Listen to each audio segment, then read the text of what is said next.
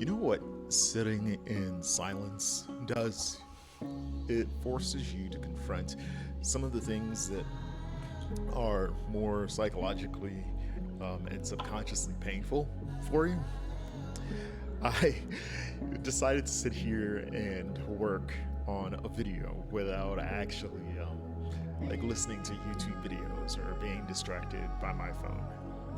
And it reminded me on, I guess, why I do it and the pain that goes along with not distracting yourself with all these screens and these dopamine hits of social media and instantaneous entertainment.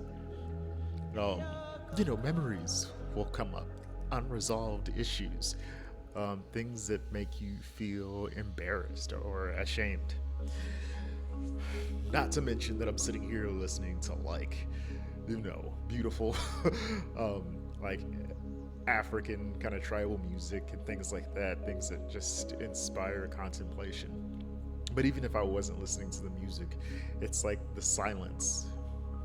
The silence is what most people fear.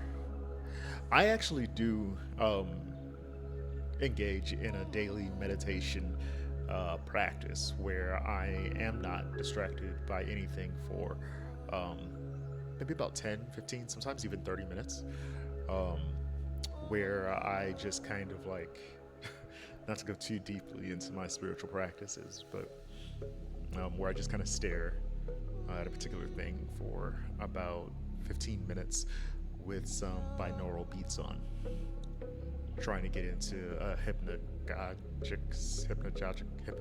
state.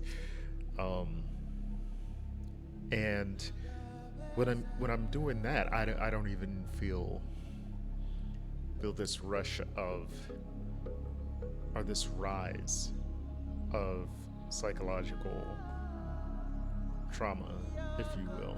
And maybe it's because I'm repeating a mantra in my head or I'm focusing on a particular thing. Even then, sometimes the thoughts will creep in. But yeah, it's interesting how in modern society we really do um, self medicate ourselves with distraction, with social media, in order to avoid the pain of past occurrences. Because it's not easy to sit in the silence. It's painful. But maybe there's something good at the other end. You know, there was a woman that I was seeing not too long ago, and thoughts of her started to creep in as I was sitting here working in silence. One of the things that I used to tell her, because she's an incredible human being, even though, like, I just wasn't ready for the relationship. But one of the things I used to tell her when she would, force me to kind of do something that was a little bit outside of my comfort zone is that on the other side of fear is greatness.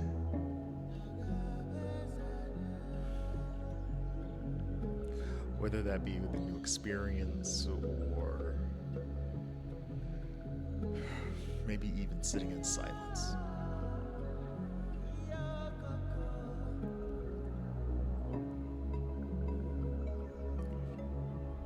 I don't know. I don't know if anybody will ever hear this. And you know what? For a lot of people, it's not even about, or I'm sorry, for me, it's not even really about a lot of people hearing this. It's the act of doing it.